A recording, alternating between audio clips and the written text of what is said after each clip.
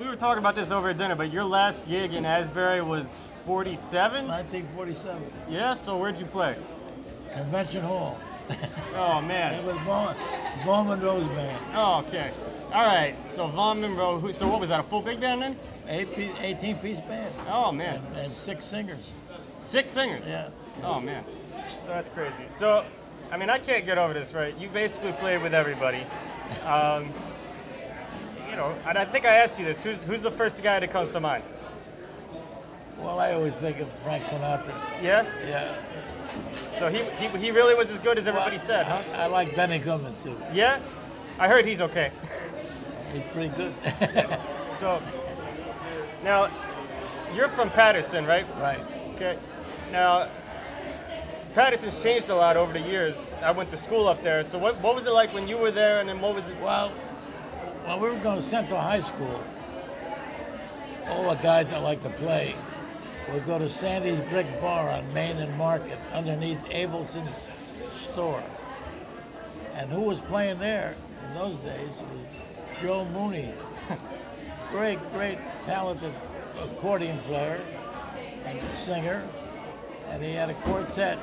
In fact, my Uncle Bobby Dominic played with him before the war. They always had a group like that. It was just clarinet,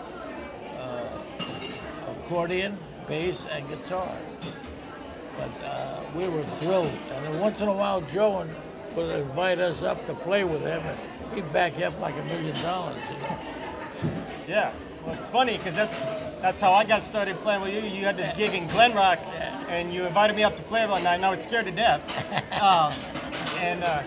But it's just like you said, when you're playing behind you, it's pretty easy to sound good. That's right. You know, when you have a great guy behind you. I mean, and that was what you made your reputation doing, was just being the baddest rhythm section around, right? Yeah. I mean, so doing that, you pretty much play with everybody. Now, this is an interesting point. Since you have played with everybody, you've seen just about every era of jazz. Right. From Benny Goodman through all the changes. Well, we knew about the big band. That was the tail end of the band business. Mm-hmm. All the big bands were breaking up. Mm-hmm. And Benny went into just using a sextet. Mm-hmm. And the only time he ever used a big band is when he went to Europe, and he had an English band there. They were all dying to play with him. So they played real great. Well, so what's the biggest change in jazz from when you started to today? That's a good question. I'm glad I had one. There's no change in jazz.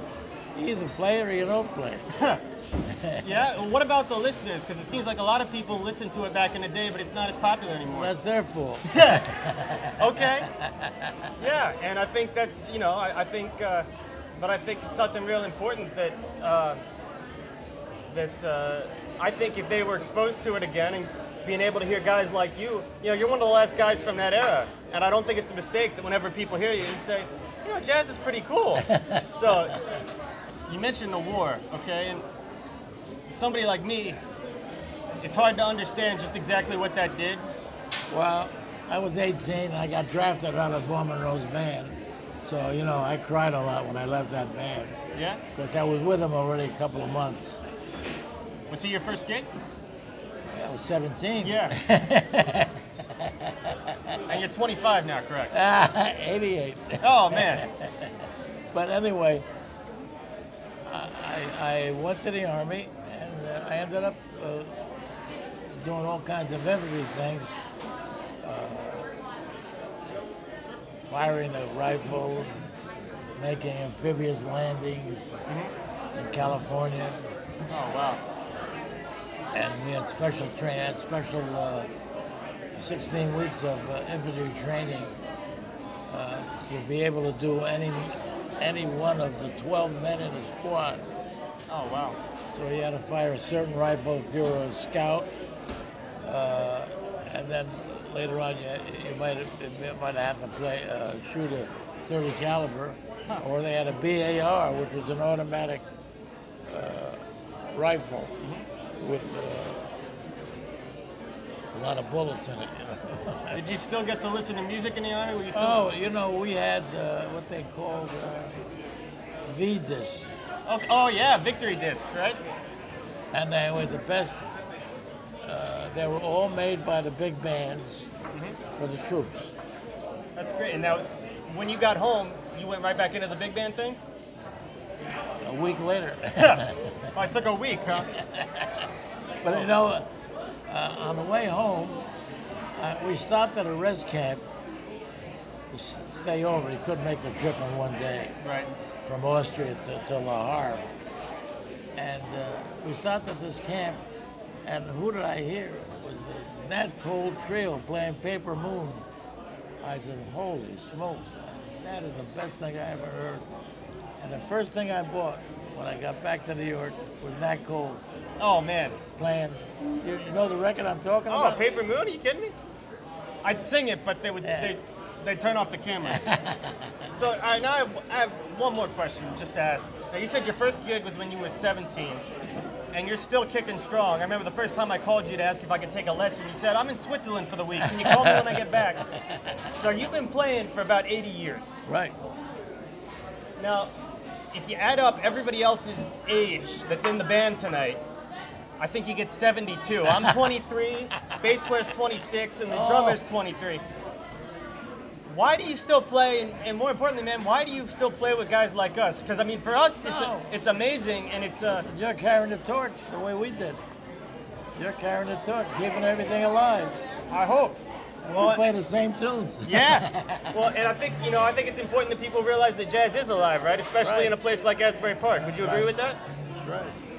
You know, and boy, and I really wish, you know, there are a lot of reasons a lot of the guys back in those days aren't around now, but the ones that we still have, you know, I think it's a real treasure, and I'm really glad you still love playing. I love it. I know Johnny Smith, for his own reasons, great player and had personal reasons. I know Johnny, yeah. When he first came down from Maine, he was living with Lou Mecca in Passaic. And believe it or not, he played in a hillbilly band. Get out. Called Lum and His Friends. That was the name of the band. Oh, see, now if hillbilly music had Johnny Smith, I would listen to it all day. That's right. All right, so, off the cuff here, what's your favorite tune? I think the one called This Nearly Was Mine. Oh, yeah. From South Pacific. And the next best is one by David Raxon called, what was the name of that? I can't think of the name of the picture. I'll think of it. Okay, yeah. Now, the band are beautiful. Oh, yeah. I heard Gene Bertoncini do an arrangement on some of that stuff. And then he also wrote Laura, too. So yeah. Not a bad tune. Yeah, that was my mom's name, so. Oh. Yeah. So she wanted me to. She was actually named after that tune, so that'll be an important one for me to learn. But you know, thanks so much for doing a gig. I'm loving it, and I think the thing I love most, I think I told you, is it's anybody can see that you're having a blast when you play, and I'm glad to know that you're up there still having fun. So thanks so much. Thank you.